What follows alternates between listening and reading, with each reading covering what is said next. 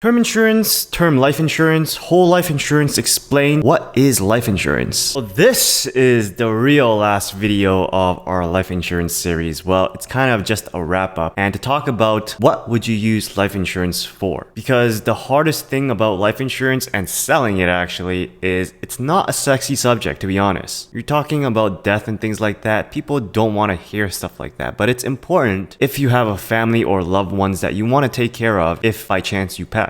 So I just want to be completely transparent with y'all because I am a licensed life insurance agent. So if you want to buy life insurance, you know who to go to. But in all seriousness, we're going to talk about the personal and business uses of life insurance. So if these uses, if they don't fall into your category, then you probably just don't need it. But what I really want for you to get out of this video is just to know what you would need it for, who life insurance agents really represent, and how you are classified. So if you want to get the lowest rates, these are the things you would want to hit, the criteria you want to hit so that you would get the lowest rate in a life insurance policy. So if you haven't checked out any of my previous videos on term, variable, whole life, index, universal life, and stuff like that, then check it out over there because it's really important that you know everything there is to know about an insurance policy before you actually get yourself into one, especially those permanent ones. Those things are for life. Anyways, with that said, if you don't mind, can you please smash the like button, smash the subscribe button so you get this video pushed out to people who needs it. So first things first, let's get down to business. Let's talk about the personal use of life insurance. There's only really 5 uses, so there's not many. The first one is survivor protection. Basically what that is it is there to protect the people you leave behind because like I said in my previous video in stories, I had a high school gym teacher. He went to sleep one night and the next day he did not wake up. That happens. You know, he goes to sleep the night before and then the next day his wife is pushing him, trying to wake him up, and she couldn't because he's gone. And he leaves behind 3 kids aged 10, 6, and 3, I believe. So those are really young kids. They still have an entire future ahead of them, and his wife is now a widow. So it's all a part of survivor protection. If they had a life insurance policy, then they would be protected and they wouldn't have to go make a fundraiser to raise money for their family to get by. It's really like the picture behind me on the TV. You see the woman with the 2 kids and the little cutout man who is, I think, the father because he's a cutout because he's not there anymore. So why do you need insurance? That's why. To just give you the secrets of marketing tactics because I found this image on Google and I thought this is such a great image because it really puts into the audience's mind that, oh, if they die, then who's going to take care of their loved ones? So really good marketing tactic right there. The second personal use of life insurance is estate creation. So having an estate pretty much means you have assets, and death benefit proceeds can be a huge, that's what she said, asset or estate that a beneficiary might never had before. The third reason is estate conservation, which is to save the assets that they might own. The last 2 is cash accumulation and liquidity, which both have something to do with what we call the cash value account because in permanent life insurance policies, there is something called the cash value account. That means that a part of the premium that you pay every month or every time period that you have to pay the premium, a part of that premium is put into this kind of cash value account. It's called an investment account, but they don't like us using the word investment, but it's an account that is invested into things like the stock market or treasury bonds or things like that earns you an interest. So as time passes, that cash value account grows. And on top of that, that cash value account can provide you liquidity. Why? Because you can take a loan against it. And this is what we call being your own bank. Because now you have this big nest egg, like a lot of money in there, hopefully, depending on how long you live, that you can draw from, that you can take a loan against. And you want to take a loan against it because with a normal 401k, for example, if you take money out, you get taxed. And Joe Biden just raised the tax rate, for the wealthy at least, to 43.4% or something crazy like that. So almost half of the profits that you're going to take out is taken by the government. So wouldn't you rather just pay interest rate for what you loan out from your cash value account? Because an interest rate of like 2 to 3%, I would do that all day. Correction, Joe Biden has not raised capital gains tax to 43.4% yet. And that's just yet. But we're seeing if he's going to do that. The government is so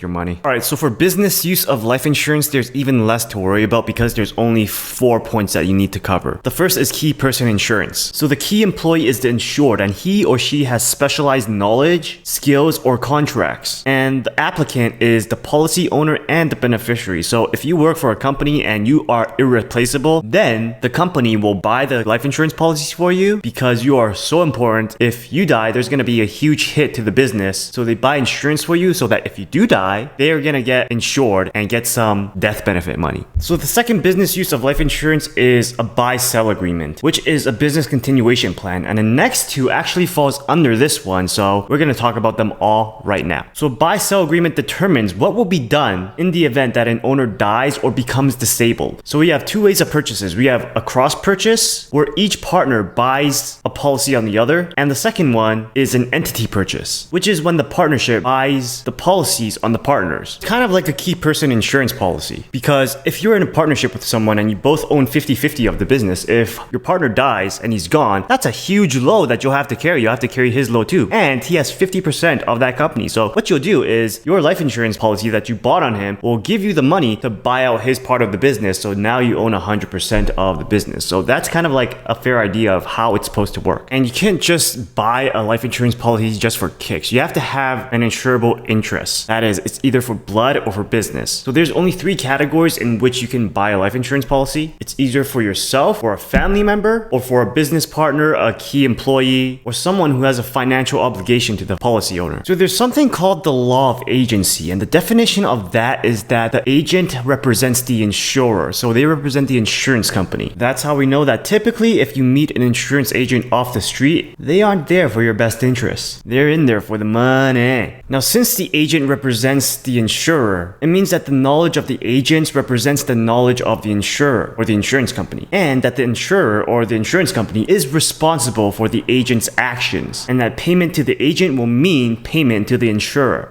Now, underwriting is the risk selection and the classification process. The underwriter decides whether you're insurable or non-insurable and your premiums. And the primary criteria for your premiums and whether you're insurable or not is basically these five: health, occupation, lifestyles, hobbies, and habits. So yeah, if you're an unhealthy guy, you are overweight or you're obese and you eat McDonald's every day and you work in construction and your hobbies and habits are frequenting brothels, then yeah, you're gonna be completely non-insurable, or you're gonna get a really high premium. Man, this insurance lesson is really PG-18. Where is my mind today? How did I even come up with these things? So other than underwriters, there are field underwriters, which are the insurance agents, someone like me. And what we do is we just do proper solicitation of applicants. So what you say is basically the truth. So we're just looking for that. And we're helping you complete the application, obtaining the right signatures, collecting the money and issuing the receipt, delivering the policy, things like that. And remember, underwriters are there to represent the insurance company, the insurer. They're there to collect true and trusted data from you in order to accurately categorize you into the proper risk category,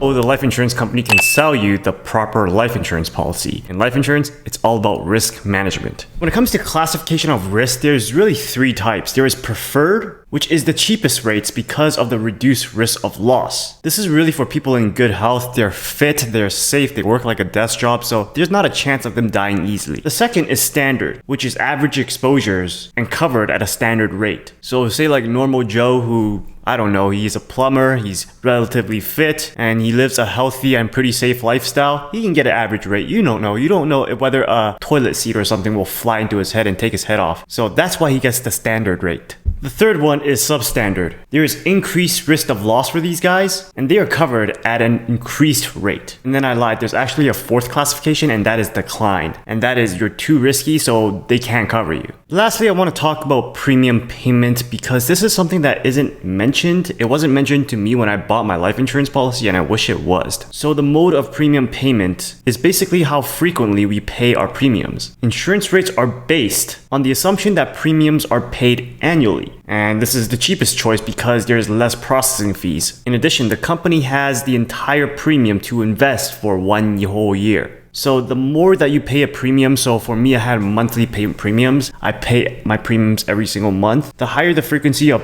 premium payments, then the higher the premiums you have to pay because you have to pay that cost of processing. I wish my agent told me that when I was buying my insurance policy from them. So that's pretty much it, guys. That's all I got. Those are your personal and your business uses for life insurance. It's really up to you to decide whether you need it or not. I'm just here giving you the information to make sure that you are actually educated on what people are telling you before you make a decision, because with permanent life, that stuff is permanent. It doesn't go away. It's like drawing a marker on your face. It doesn't go away. I'm just kidding. If you want to cancel your permanent life insurance, you can definitely do that. But otherwise, if you haven't already, please smash the like button, smash the subscribe button, check out my other videos on cryptocurrencies, passive income, and insurances, and I'll see you guys next time.